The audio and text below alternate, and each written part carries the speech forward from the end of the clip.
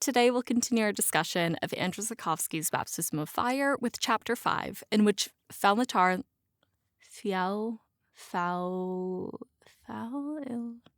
Tiarna. Falnatarna. Oh my god. Okay. Reflecting on Falatiarna. Oh my god. It's the first I that's giving me a hard time. How would you guys say that? Go. Okay. I get your difficulties.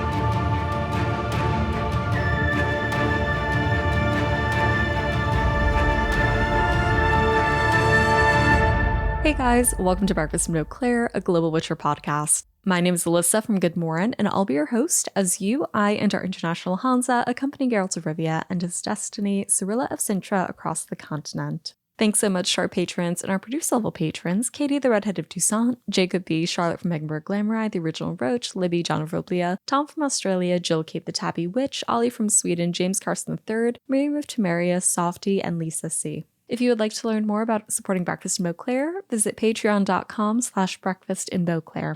As for this episode, Nicola from Italy and Pauline from Germany call in for Andrzej's Baptism of Fire, Chapter 5, Part 1. Join us as we discuss the German and Italian translations, analyzing Sapkowski's sword fighting through an experienced lens, his use of cutaways, the trustworthiness of Nilfgaardians, the ethics of violence and torture, first reactions to the Crossroads of Ravens teaser, the Everyman perspective in a supernatural world, contrasting views and executions, and killing with mercy. Without further ado, let's get to our discussion of Andrzej's Baptism of Fire, Chapter 5, Part 1.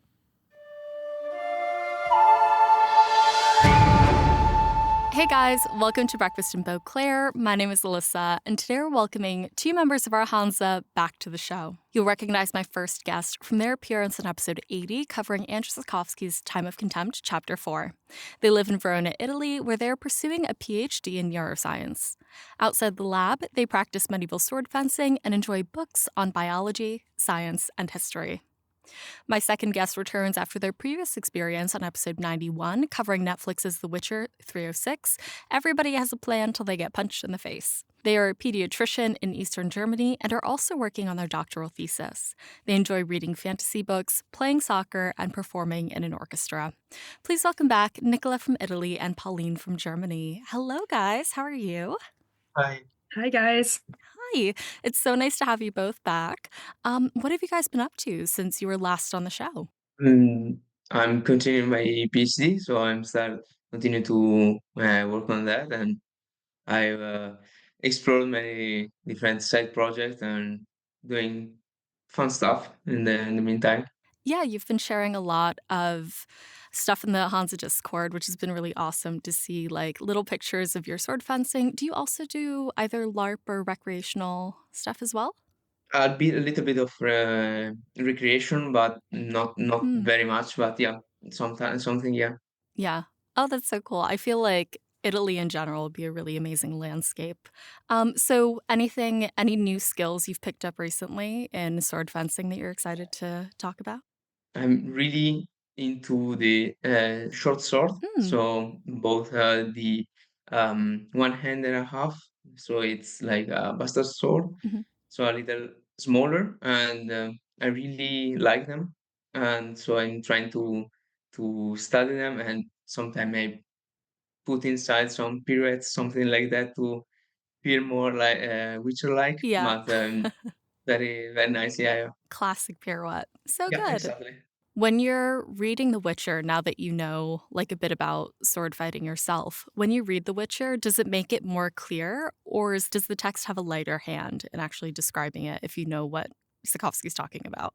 A bit of both. In some cases, are very detailed, and you can understand what type of movement they are doing.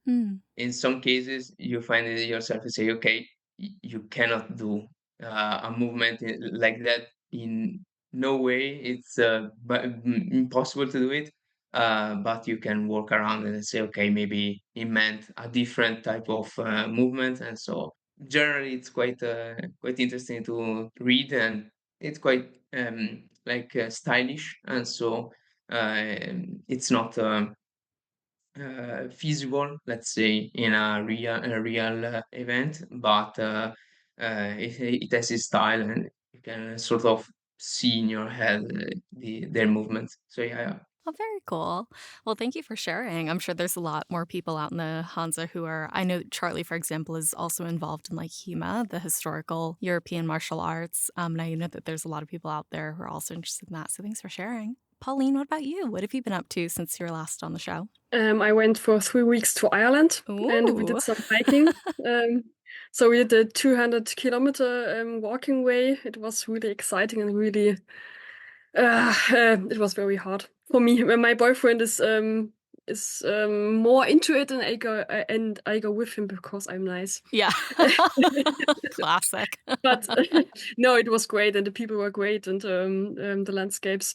And then in Ireland, we went one day. We went to Belfast and went to the Game of Thrones studios. Also, Yeah. very nice. And then went back home, and I worked a lot. And now some of the wedding preparations are starting because I'm getting married next year. Congratulations! Quite exciting, and we're also building a house at the moment, so an old house, and have to renovate it. And there are also some things that are starting this year, and it's very, very exciting. And I don't have much time, and I always have something to do. So. Yeah, well, that sounds like a very, very, very busy year for you. Congratulations on all of that, on the wedding and on your trip. What were some of your favorite things about your trip to Ireland? I think the landscape, of course, because we were in a part of Ireland, so in the southwest, like a little island or half island, where the first national park of Ireland is. I just forgot the name. It's Killarney National Park. I don't know if you know this, but that's very nice, and the people are very nice. So everyone wanted to talk to us, and we also wanted to talk, but didn't understand the people because they're Irish. So, but everybody was super nice, and always wanted to know what we're doing here and how we like it, and that was really nice. So it's maybe it's a little bit of cliche, but that's something you don't always get in Germany or in Central European. That was also very nice. And the pub situation, I don't drink beer that much, but my boyfriend does, and I get along because I'm nice. Yes. No, it was great. So and we didn't have that bad weather. So we were to Scotland before, and there were much rainy season, so we were prepared. So we go into Ireland. Maybe it's only rain, but we have like half 3 to 4 rainy days, some of the sun and some of the mixed weather. But all in all, it was very great, and I loved the British Islands. Yeah, it was a great holiday, I think. And every holiday is great when you get to get away. Oh, well, that sounds lovely. I'm so glad you got to get away for 3 weeks. I'm so jealous. Like a 3-week vacation sounds incredible. But I definitely also understand the niceties. My partner is English, and he can drink people under the table, and I don't drink at all. So I'm always there for the ride. Because we're nice and we have to bring them home. Because we are nice and because we have to bring them home. Yes. It's been so nice catching up with you guys. Today we'll continue our discussion of Andrzej Sapkowski's Baptism of Fire with Chapter 5, in which Falaturna unravels Thanet's betrayals while Nilfgaardian sorceresses scheme. Regis, Milva, and Cahir help Geralt and Dandelion escape, but are quickly ambushed by Nilfgaard. Regis reveals his true nature, and the company makes fish soup. Here's a quick synopsis of the episode from future Alyssa. In Chapter 5 of Baptism of Fire, the chaos from Nilfgaard's attack on the refugee camp continues, but this time we see it through Milva's perspective. Amidst the chaos, peasants steal the group's horses and belongings. Milva hunts them down alone and is saved by Cahir, who still insists that he's not a Nilfgaardian. Meanwhile, Isegrim Faltiarna, the commander of the Scoia'tael, interrogates a Nilfgaardian spy. The spy, claiming allegiance to Vadier de Redu, details orders to capture Faltiarna to uncover the whereabouts of Vilgefortz, Rince, and Cahir. The spy confirms that the princess presented at the court is a fraud, adding layers of intrigue about Nilfgaard's internal politics and how the Empire's plans have gone awry. Cahir recounts these events to Milva, explaining that Geralt is heading in the wrong direction. The kidnappers did not take Ciri to Nilfgaard.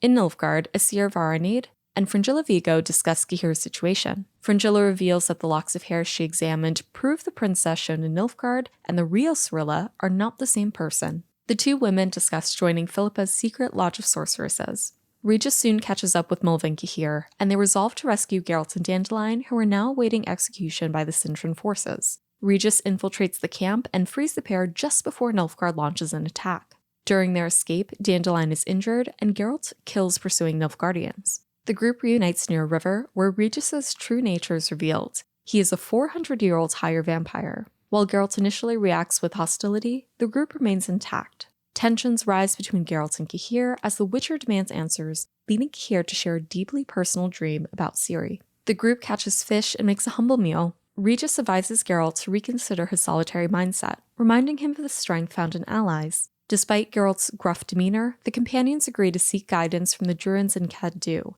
embarking on the next leg of their journey together. All right, so now that we've got a synopsis of the episode from future Alyssa, I would love to hear from both of you. What were some of your overall thoughts and chapter highlights and lowlights across chapter 5? I think it's a very exciting chapter, so it's lots of action. And Sapkowski does this again, what he does the whole time, that you get these little pieces from different characters. So it's not just the boring way that some character tells you everything you need to know, but these jumps he does, and I find this very interesting, a very interesting kind of writing. And it makes the chapter very exciting, and the whole book series very exciting because he does it often. And also one highlight for me was the reveal of Regis. So because I come from the games, I already knew what he was, but I think for people who don't know, it's like, what just happened? He's a vampire. I thought he was a nice guy, and I think you can tell that it's all these little pieces who are coming together, and then Geralt says, "Fuck, he's a vampire. What I do know." So I thought that when reading, that was a very, very nice touch. Yeah, and I also found it very interesting because you finally get some infos about the Tenet coup. About the background, so what really happened with the elves and the Nilfgaardians, what you didn't know before. So finally, you get some more info. Yeah, I totally agree, and I think that's also a very character growth chapter, because you start to see the sparks that form the friendship that we will see in later chapter and later books. And so it's a very relatable, I think, way to describe the differences and the bakery about the different events that happens. And I think that it's not the typical, okay, they find each other, they are friends, and now they will go on as friends. You see their differences and how they start to end up together and why they stick together. And so I think that that's for me the highlight of this chapter. And then I think that's very, very interesting, very important. Then as Pauline said, the different little scene with the different characters talking, it's always interesting to see, and it's very good. Yeah, I agree with both of you. I've reread this book so many times. It was one of my daily subway commute readings, and I would read certain sections of it. I had this book basically memorized forward and backward, but I haven't done that since maybe before COVID. So it's been like 4 years or so. And so when I was reading it again, this specific chapter, I kept reading. I was like, oh my God, this chapter's so long. And I kept going and I kept going. And I was like, oh my God. And he just packs so much into it. You're dropped into the middle of the battle from the previous chapter all the way through Geralt and Dandelion escaping, and then they meet up, and then there's a whole other side of the chapter where they do the fish soup, and they get to know each other, and they spend a lot of time talking. And I was just like, I have to break this up. This has to be, there's so much to talk about here, so I'm excited to do that today. I really enjoyed, as both of you said, like the cutaways to the Scoia'tael and to Aesir and Fringilla and to Drakenborg, which I thought was really unique. We've talked so much on every episode of the podcast this season so far about how convenient and efficient it is for Sapkowski to cut away to all these different scenes. And it's the same here. He could just have Milva and Cahir literally explain everything and it would be quite dry, or it would be kind of boring. So getting the same exposition from different characters that we haven't seen expands upon the world building a little more, because not only are we getting in the information that we need, but we're seeing how other factions and other characters are interpreting that information and what it means for them. So it's so multi-layered and it's such good writing. But I'm glad that you both brought it up. You're also with the thing you really get how big this world is. So most of the time you're just focused on the group and their little world, and with the place jumps, I call it, you get how complicated the politics are and how much different interests and different people there are on the continent, and how different the fractions are thinking what they want. You wouldn't get that if you just were focusing on the group. Yeah, I think that it's a style that Sapkowski used to make more engaging and more immersive the exposition. Otherwise, it would be like dialogue between two characters and say, okay, this happened, this happened, and this happened. It's very dry and not very interesting.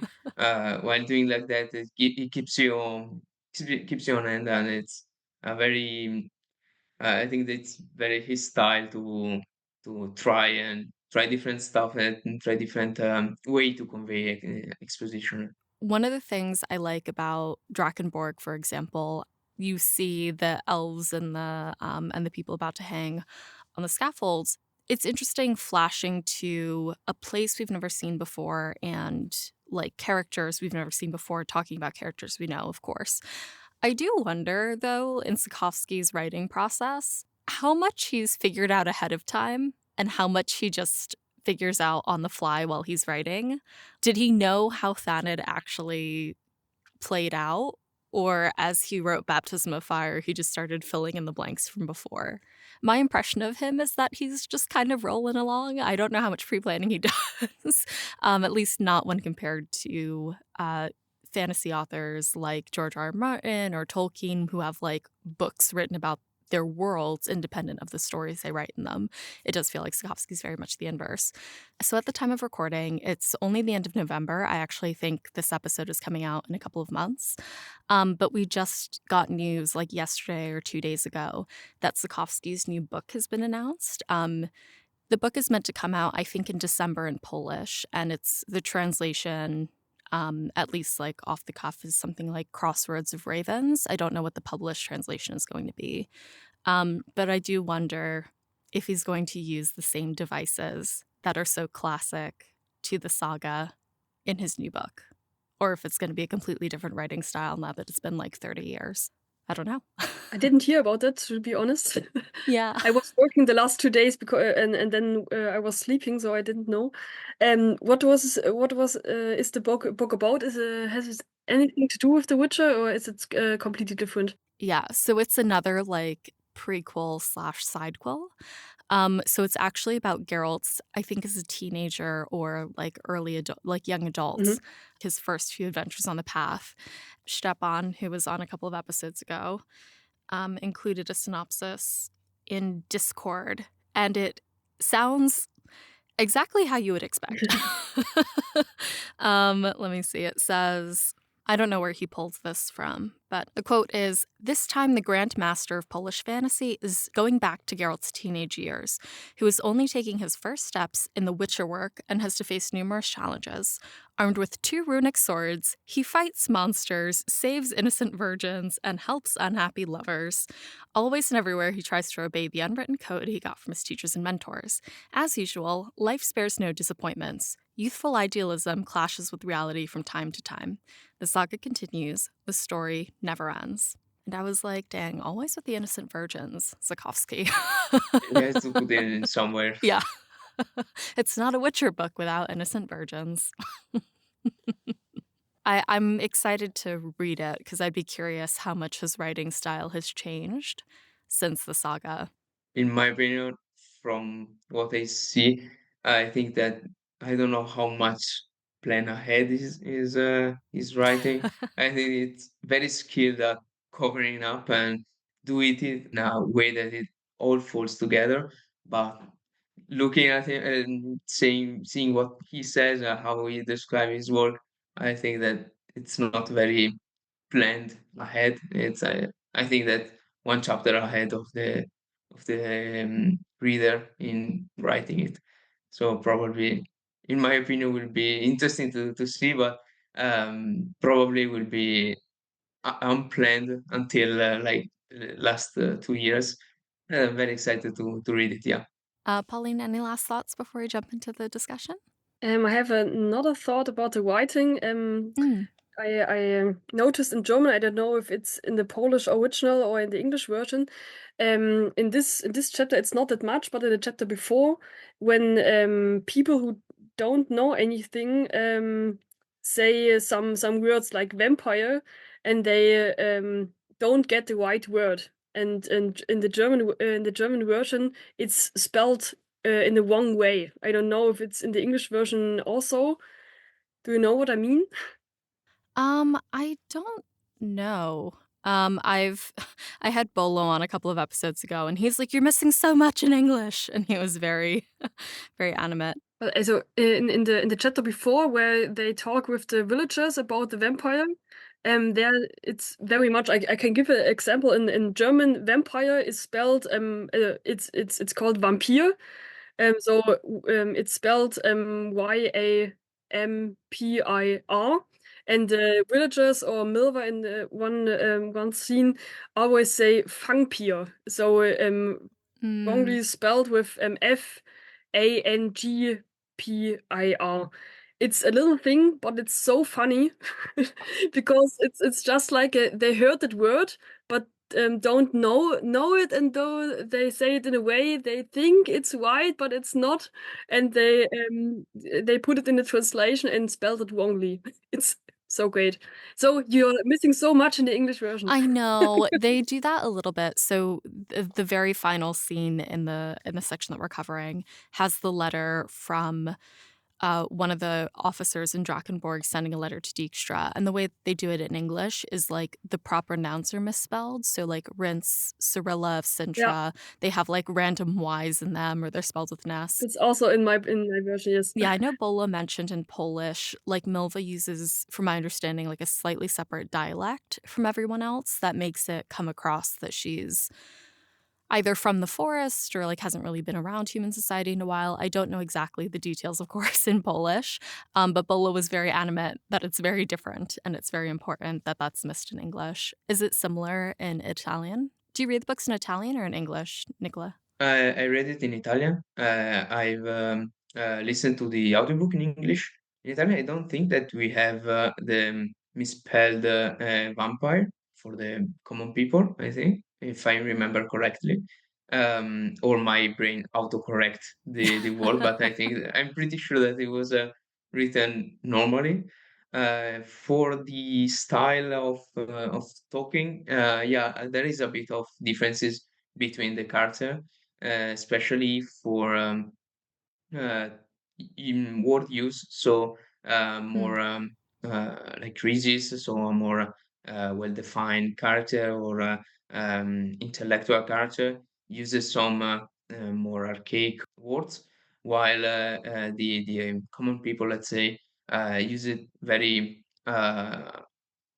dry, very common in terminology. But so yeah, there is a bit of differences, but not as marked as a particular dialect compared to others. So I'm a little in between.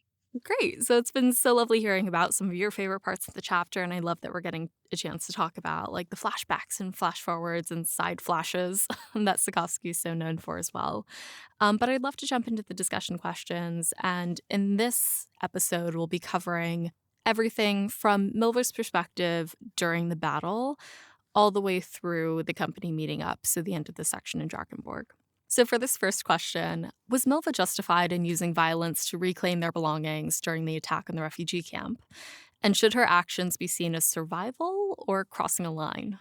I think it's something in between. So as a reader, because we like Milva, we think it's justified because she has to get the horses back that the would-be Hansa can move forward.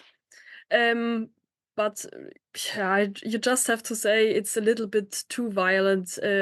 It's not that necessary.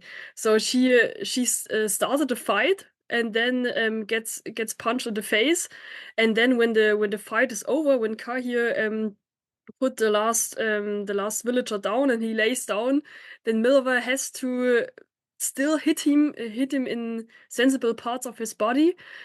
Yeah.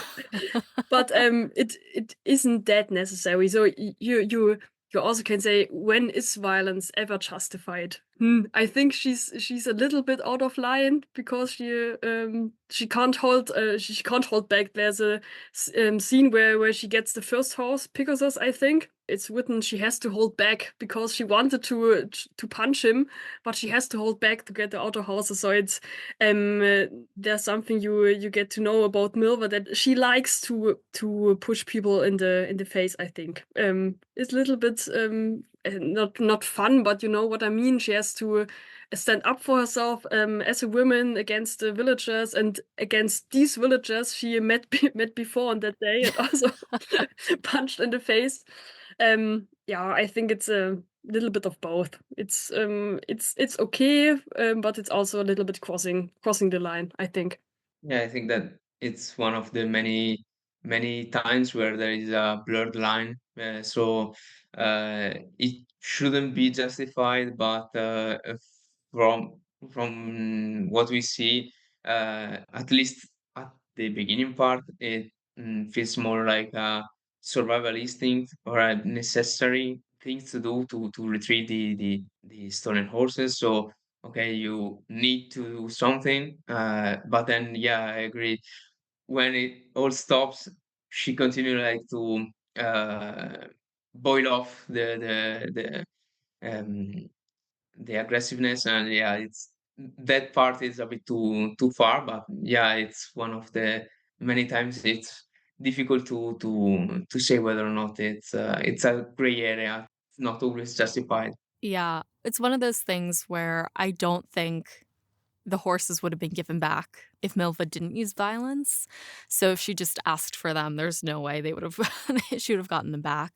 It does have all their belongings. It has all of their survival stuff. And then, things like Dandelion's loot are on there, of course.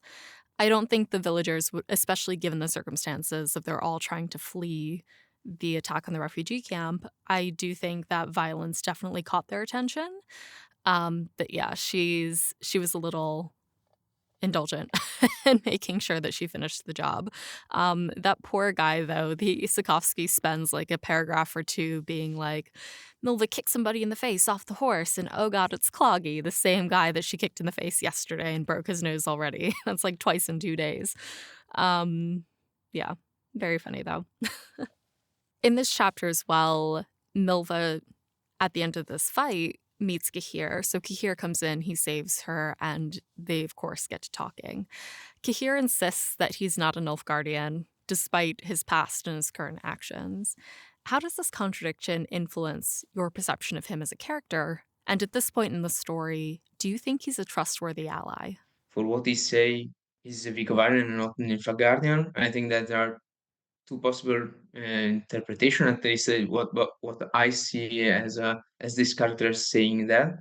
I think that the first one could be part of his character. So his regionalism versus the imperialism. So from an outsider, all Nilfgaardians are all the same, but from his point of view, from his inside view, he know the differences between the different factions, the different regions, and so he see himself as first a Vicovarian and then a Nilfgaardian. I think that it's something that can also relate to because also for me, I'm first from a particular region, then of course, yeah, okay, I'm also Italian, but there is these differences that from inside you can see, that you can spot it, but from outside it's not visible. So I can see it as he's not capable of admitting that he's from Nifgard because he's not technically from that part of the region.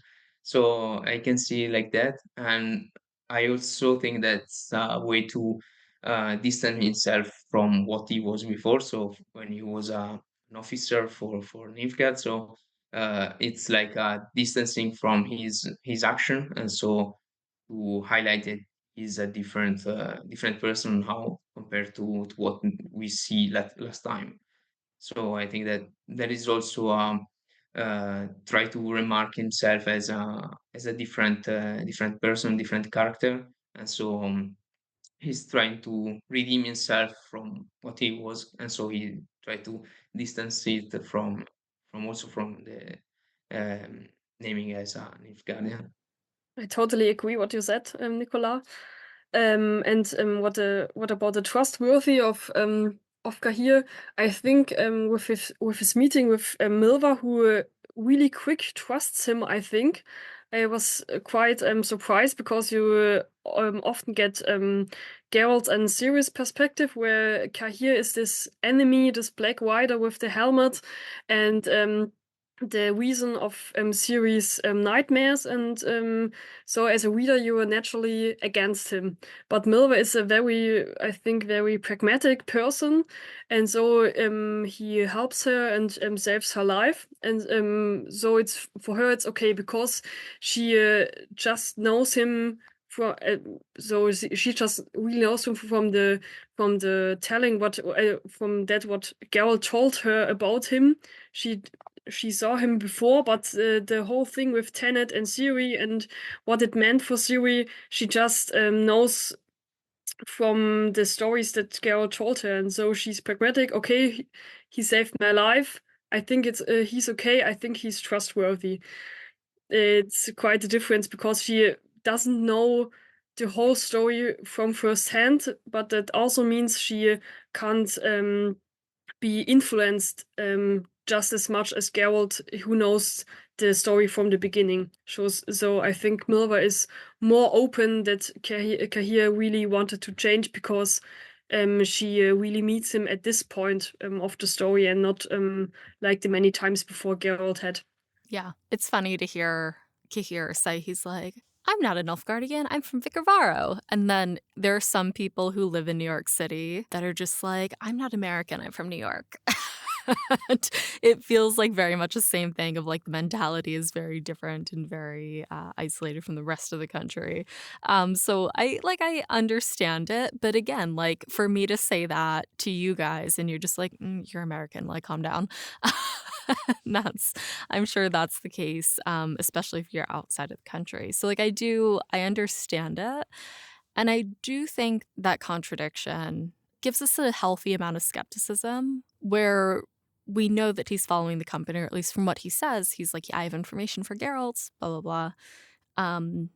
And I am not really an Nilfgaardian. So like there is like a chance that he could be two-facing them. And he is a spy or whatever. But there is something, I think, about his youth and his sincerity and the fact that he rescued Milva, that at least from her perspective, you know, he's at least a very practical ally to have tonight. Whether or not that lasts longer, once the sun comes up, you know, we'll see. But it's interesting the difference between what Milva knows about him and effectively the dramatic irony that we get from hearing the other side of the story from the elves, who said exactly like, Cahir fails at his mission, so I took him in. I was very surprised that Kahir was sentenced to be imprisoned, and I imprisoned him till he didn't fight, and I sent him on his way. So we're fleshing out that story a little bit, and I think we as an audience are a little bit more open to trusting him, but I think Milva deserves her skepticism. I think she deserves to be a little unsure about whether or not he's trustworthy, even if it's just for the evening.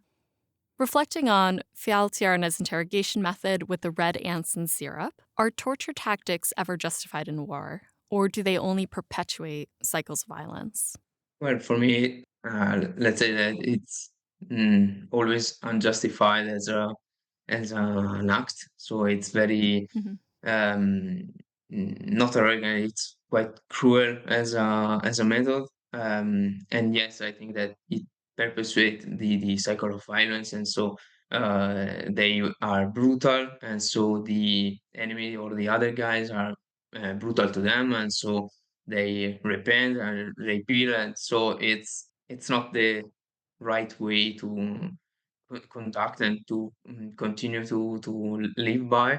But at the same time, I think that this scene, let's say, it's very real in a setting of guerrilla fighters, more or less, like what the squatters are doing. It's guerrilla fighting, so I think that they cannot do anything less, because they will lose everything. So I think that it's from their point of view, it's necessary, but from an outsider, let's say, it's not justified at all, because of course, it's a very brutal practice to do. So it's very out of any boundaries, but I can see why they are doing it, and it feels very very real.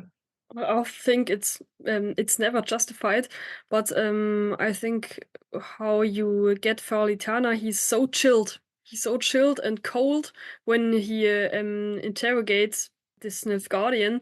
So you see, he does that every day. So that's the everyday thing of war. And like Nicola said, I think it's a really real thing that could happen or is happening in every war that was in the world and will be and is today. But it's a little bit scary how chilled Faolitana is with this, and how he just sits there, and the longest time someone did this was this and this, and he's just so cold, and you think he just doesn't care about this person. He just cares about the information to get. I think that's the thing. I think it's very easy for us, very removed from this situation, to be like, of course, torture isn't justified. We see here, or at least in Sapkowski's depiction of torture, that it is very effective. Before he even gets onto the mound, he sees the syrup, he sees the ants, and he's already screaming that he has information. It sounds like that's not the case for every person, according to the elf. I certainly agree with you, Nicola, that it probably perpetuates that. Everybody assumes if they get captured, they're going to be tortured or executed, therefore they act accordingly. Sapkowski is very, very descriptive when he talks about how Jan's stricken feel like only the syrup is put on him and he's already squirming because he already feels like he has ants on him, even though they're not there yet. I think it puts the audience on edge too. I'm totally agreeing that the coldness of Paul speech is very chilling. It gives you very it appears very scary. But at the same time, I was wondering while I was reading it whether or not it was a part of the torture, so to make him like a random of the mill thing and say, okay, I've done it many times. I want to see whether or not you can beat the record and stay there for an hour and something. Or it's like a tactic to scare him even more, to be sure that he speak and say his information. So, and it's actually effective. So it's something like a psychological torture to make him think that you're going to make him feel a lot of pain or something um, very bad, and so he speak at the end. So I don't know whether or not it's more a part of, okay, actually would do it, so he would was going to do it or not. I don't know. It's a very strange situation. And an unrelated note that I just remember saying Scoia'tael. I remember the first time that I read the books when they explain why they call it Scoia'tael, that is have the squirrel tail attached to it. And as I was reading in Italian, it felt a bit like, okay, I suppose that I already let's say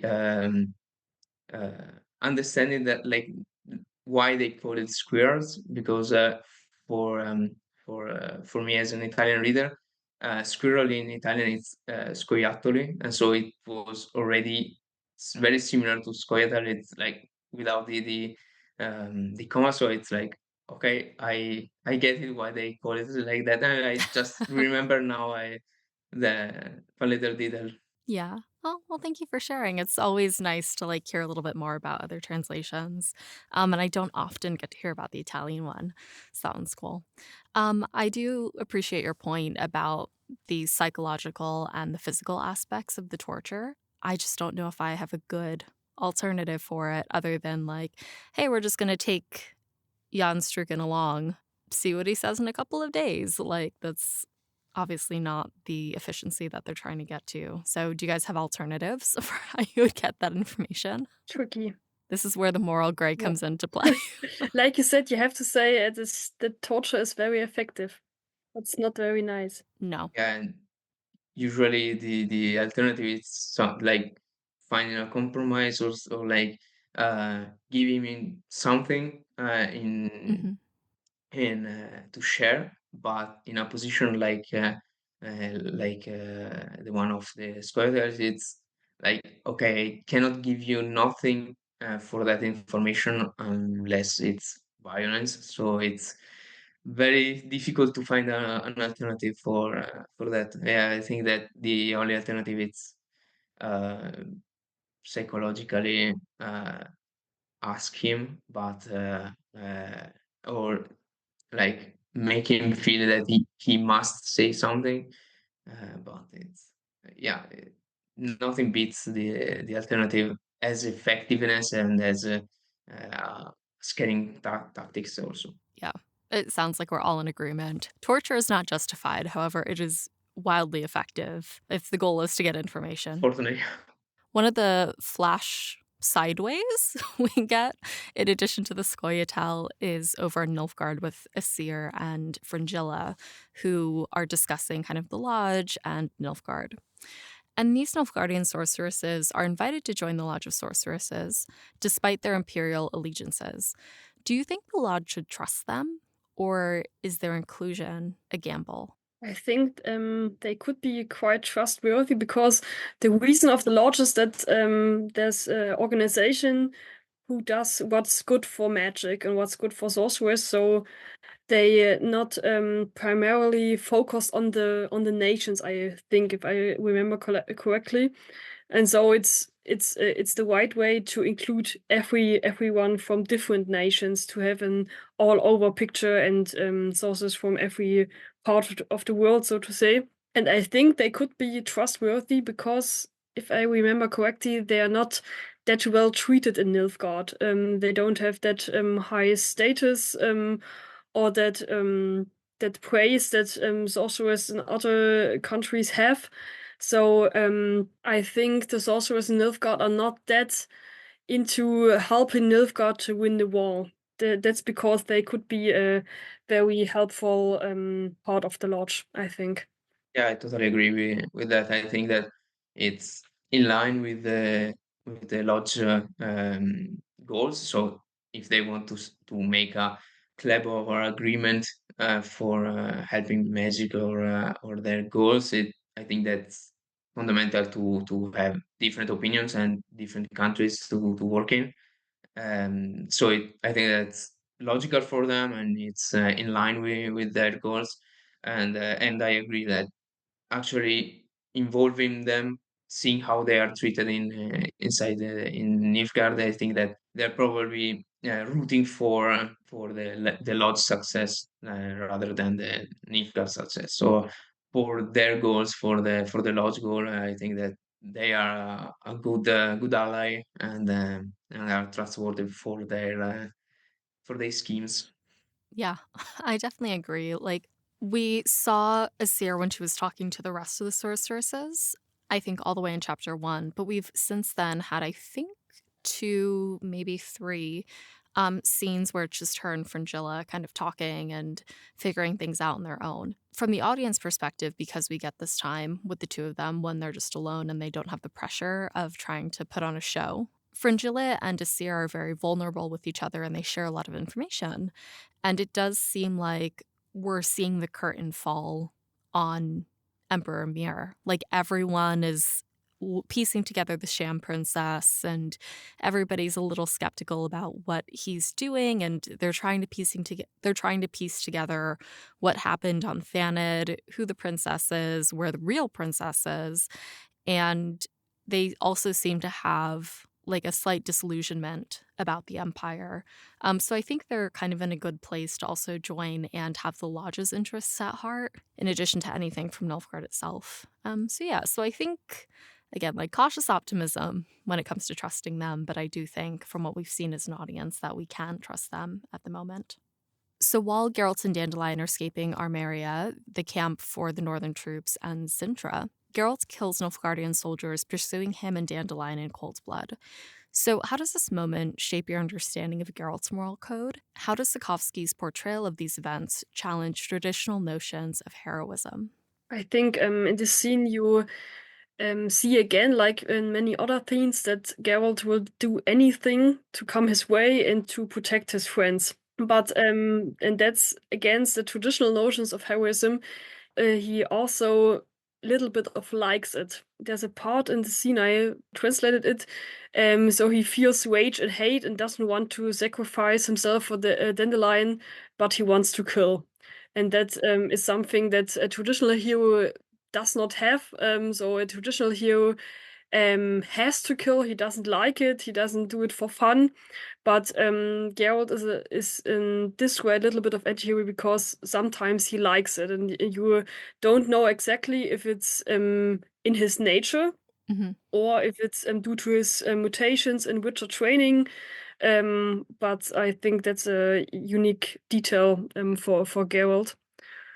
And I think sometimes he's also ashamed for this. So you see it in Blaviken, for example, if you go back to the start. But yeah, that's what I think about this. Yeah, I think that his reaction could be like a response to the stress of the situation and the adrenaline pump that he has inside. So he is in complete survival mode, let's say, and moreover, I think that it's a great display of his genuine fear for someone who he cares about. So usually, I remember that seems like that where he is very brutal and very and kills a lot of people, or with this sort of not restraining himself, instead of blocking them, they actually go for the kill. um, Before it was especially when there was someone in the line, just like if the current coup, when he was trying to reach city. So if he was in danger, he was completely unhinged and goes for the kill immediately. And I think that in this case, it's a translation to that. So he's starting to we as a reader see that he's doing it the exact same stuff with his friend.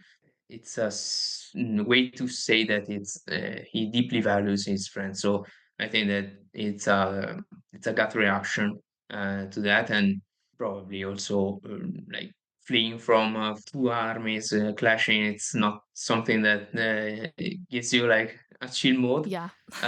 But yeah, I also noticed that he doesn't want to stop and he want to continue to and kill at the end the soldiers. So yeah, it's um, I think that's not exactly in line with the usual moral code, but especially his neutrality code.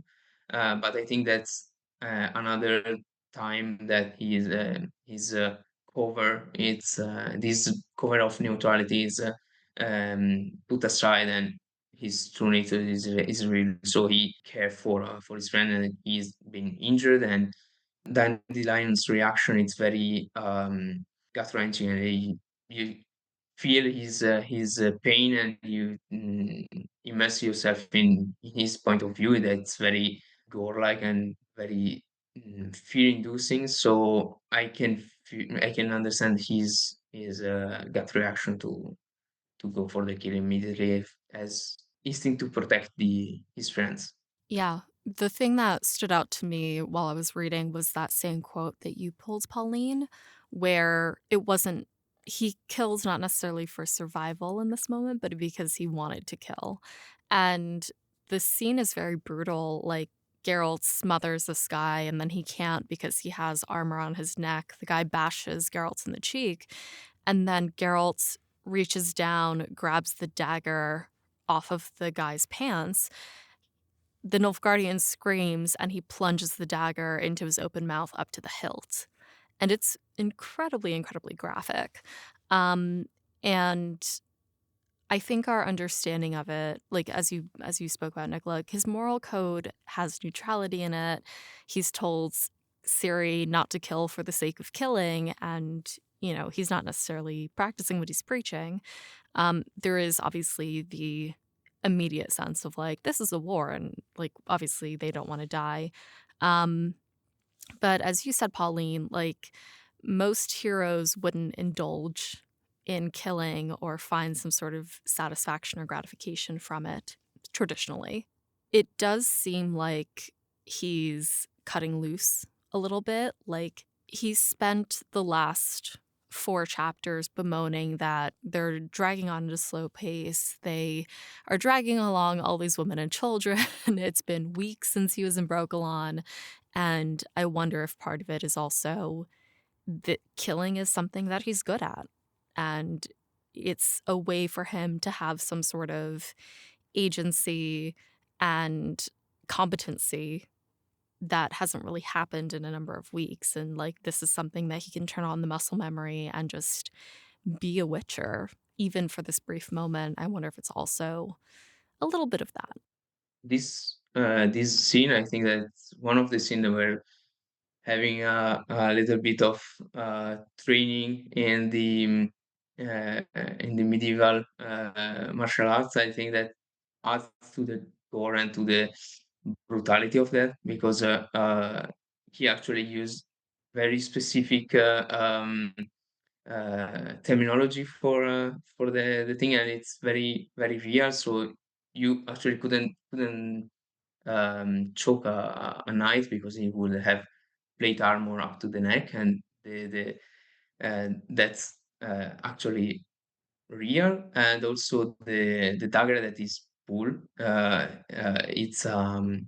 it's called a dagger, or I think that they called rightly called misericordia. So it was Yeah. and They call it's it a misericord in the books, I think. yeah, and misericordia means it's actually mercy, and because it was a last resort weapon, and it's like a 25 centimeter dagger, so it's very big. And when he's that he pull it till the end, it's quite okay. You actually overkill the poor guy, so it's very add to the brutality of the scene. So it's very reading it's like okay, stop please. It's So you're saying the translation means mercy? yeah, misericordia actually means Yeah. mercy. And during the when there was the battles, and there were the injury guy and the injury soldiers on the field, there was the saying to spread mercy, that is was to bring it was said to fare misericordia, that is bring mercy, and it was going around the battlefield and killing the injured soldier. And often it has been done with this type of dagger that was specifically done for the full plate armor to get inside between the plates and punch inside. So it's very brutal as a weapon. Interesting. Thank you so much for that context. It is interesting to see that that was actually used in that way, because I don't know what it is in Polish, of course, but I do feel like having Geralt kill somebody with mercy, I feel like there's something very Sapkowski and very poetic that he would find that funny, and that would just be kind of like a little thing for him where Geralt's killed with mercy.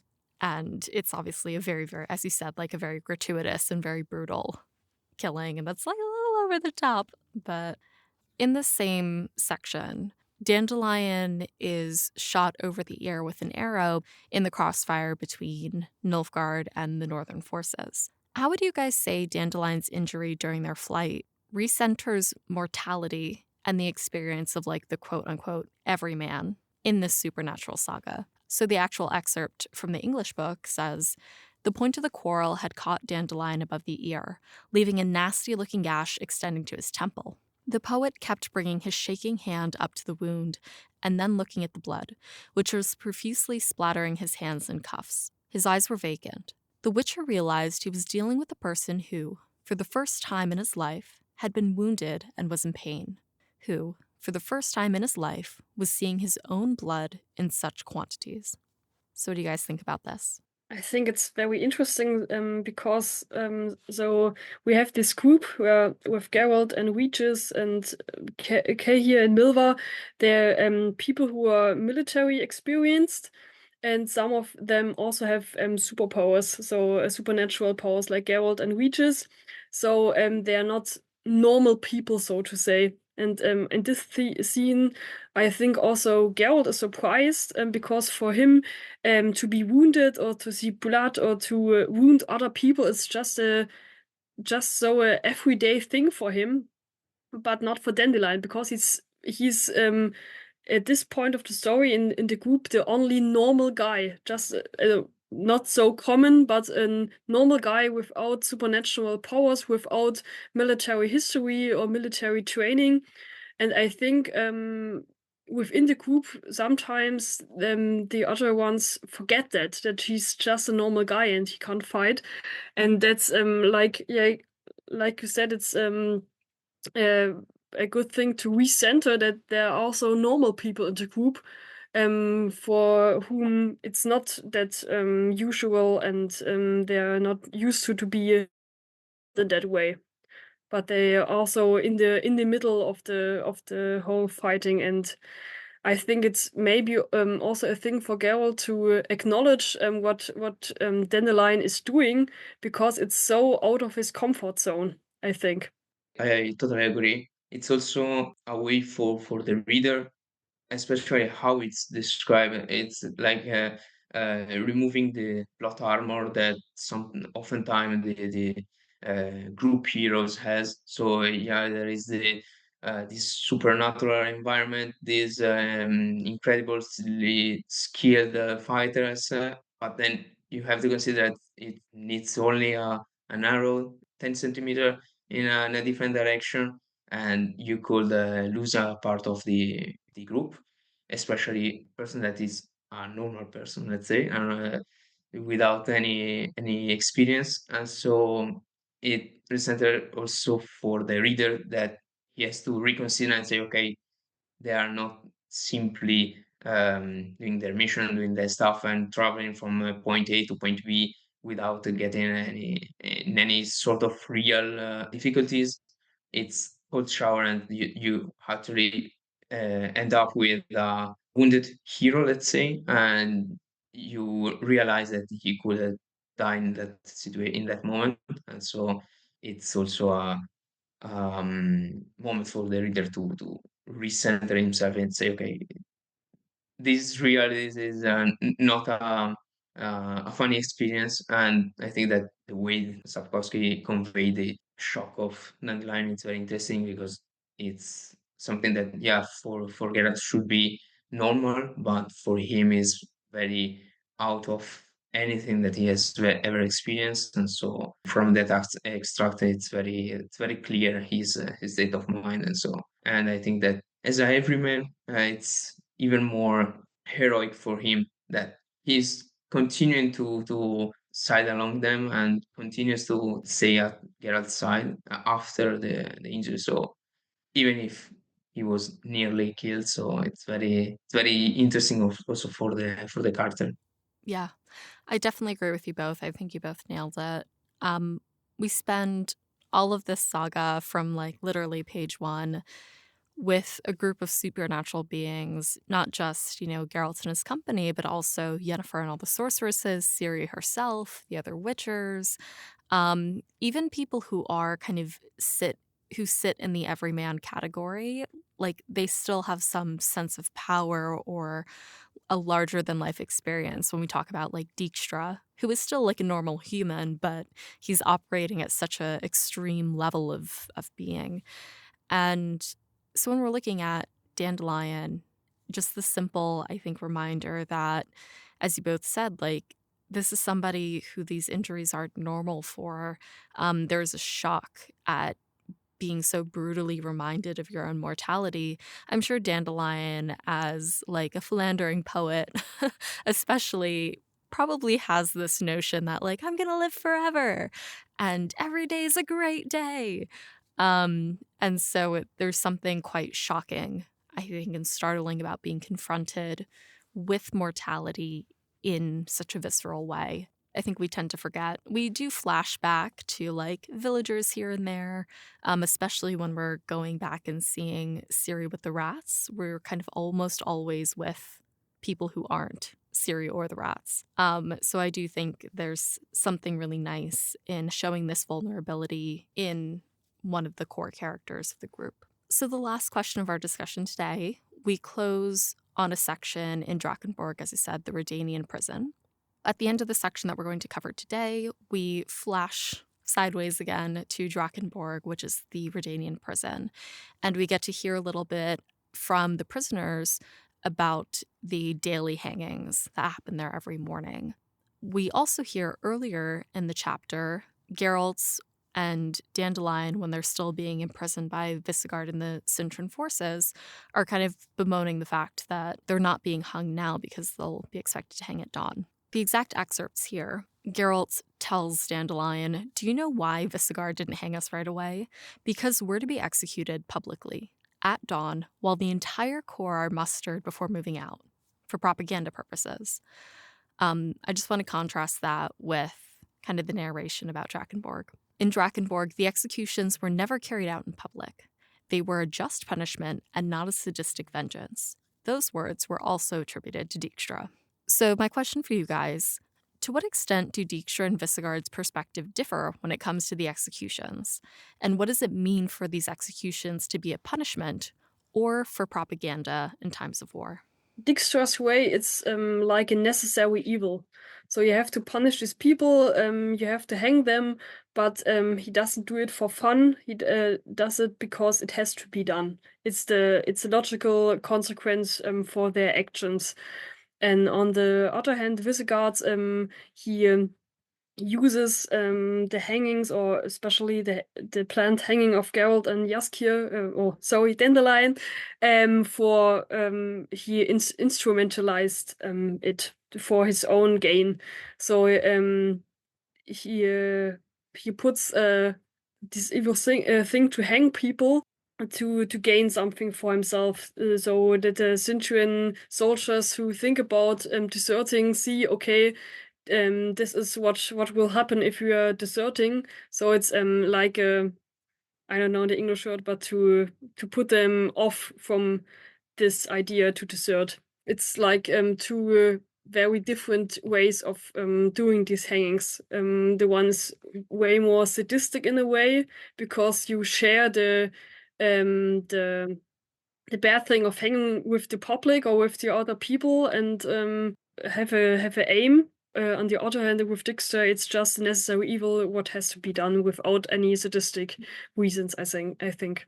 Yeah, I agree. The Visegrad execution, it's more a political way to scare people into submission, so to scare his soldiers to not flee. While for Dijkstra, I think that's all about efficiency. So it's more efficient not to do it publicly and to avoid the spectacle of to spectacularize their death. And this is also, I think, for avoiding the creation of martyrs, or that the prisoners would inspire other people to do the same. So for Visegrad is to teach, with heavy quotes, teach to the soldiers to not flee, not run away, while for this side to avoid that the ideas for which those people are dying, it's are not spread at the last moment. And I think in particular the Elf Death, the Jorvet Commando, that is cut off mid sentence, and so I think that for me that reveals the avoiding of his thought. His last thought was to inspire someone else to rebel against them, or to do something. His sentence is cut off, so it's not done for inspiring other people. It's done to block them, and yeah, it's I think yeah I agree on the necessary evil point of view. Yeah, I think you both nailed it again. I definitely agree. Dijkstra's hangings at Drakkenborg aren't personal. Like, as you both have said, they're just kind of a necessity of the war, of punishing people, of probably keeping the prisons moderately empty so that they could bring in new prisoners. Like, there's probably a lot of logistical stuff that goes into the way that Dijkstra is managing these executions. I do think it's interesting what you said, Nicola, about like not ensuring that the executions aren't done in public in order to avoid creating martyrs. I hadn't thought about it that way, but I definitely agree. It's interesting to hear the way Sapkowski kind of builds up the lore, for lack of a better word, around Drakkenborg, that like there's a lot of mystery around these executions, but as soon as they're committed to being executed, the atmosphere is lighter. They're not allowed to be tortured anymore. They're just kind of waiting their turn, and they, sing that insane song about the clowns of Drakkenborg. On the other hand, Visegard's execution is highly personal. As we found out at the end of chapter 4, like, this is specifically because Visegard knows Sintra, or knows Geralt from his time in Sintra, and not so there is an element of personal vengeance, as you said, Pauline. Like, Visegard is executing Geralt to meet his own goals. He wants Geralt gone as like kind of a personal ego thing. And when it comes to his troops, I think it goes one of two ways. Both of you mentioned the threat of execution, keeping the deserters in line. I do also wonder if there's an element of morale boosting where Visegard can be like, I gotta win. I captured and killed the guy that was a threat to Sintra. I did it. You should stay with me. So I think that it's two sides of the same coin, though.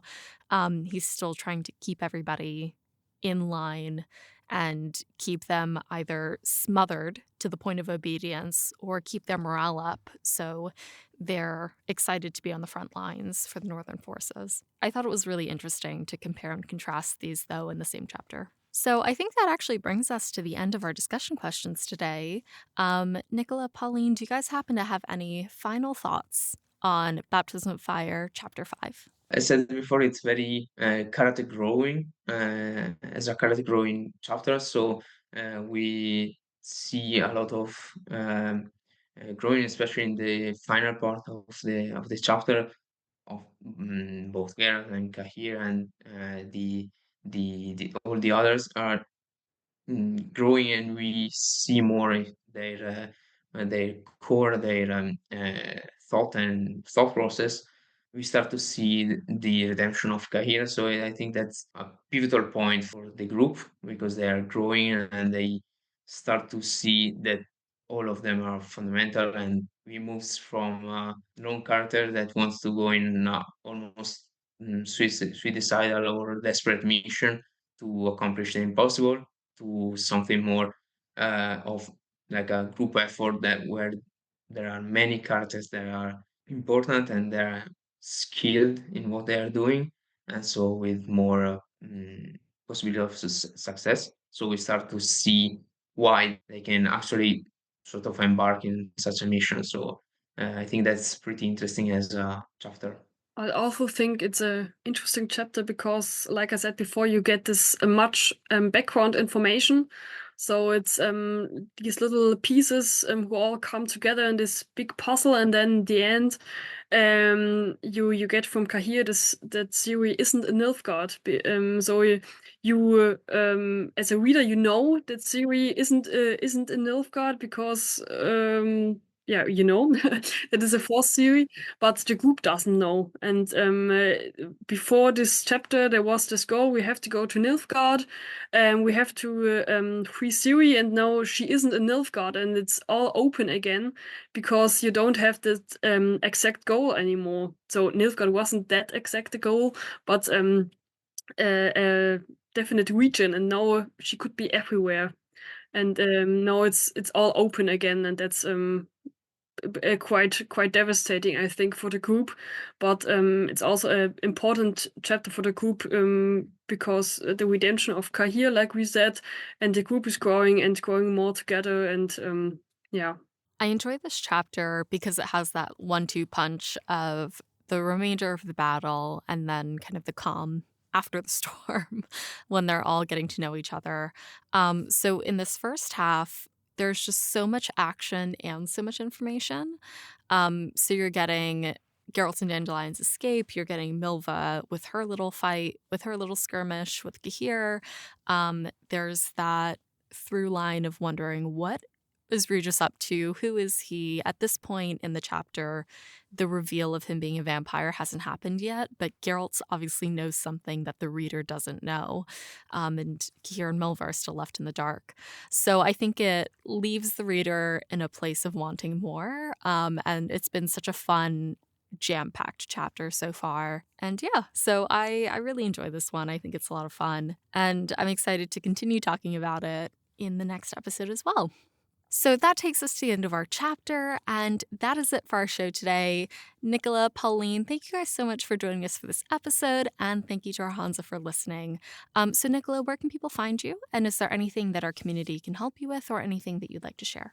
You can find me, of course, on the Discord server, and I'm in the last year or so. I started a new side project related to the Witcher, where I trying to scientifically accurate description of bestiary of the creatures in the Witcher world. So you can find it at the at a biologist on the continent. I'm trying to work on it, not regularly, but I'm trying to do it as for fun. And so, yeah, that's it. Amazing. Thank you for sharing. And you can find both Nicola and Pauline over in the Hansa Discord at bit.ly/the Hansa Discord with all of our other guests and a whole bunch of friends from around the world. Next episode, join us as we continue our discussion with Andrzej Sapkowski's Baptism of Fire, Chapter 5, Part 2. Thanks for joining us at the Breakfast Table. For show notes, transcripts of each episode, and complete list of our social platforms and listening services, head over to breakfastandbeauclair.com. Breakfast and Beauclair is created by Alyssa from Good Morn. It's hosted by Alyssa. The show is edited by Alyssa with music by Alex Berner. Breakfast and Beauclair is produced by Alyssa in New York City with Katie the Redhead of Toussaint, Jacob B., Charlotte from Egberg Glamour, the original Roach, Libby, Jonathan Leah, Tom from Australia, Jill Kate the Tabby Witch, Ollie from Sweden, James Carson III, Miriam Tamaria, Softy, and Lisa C.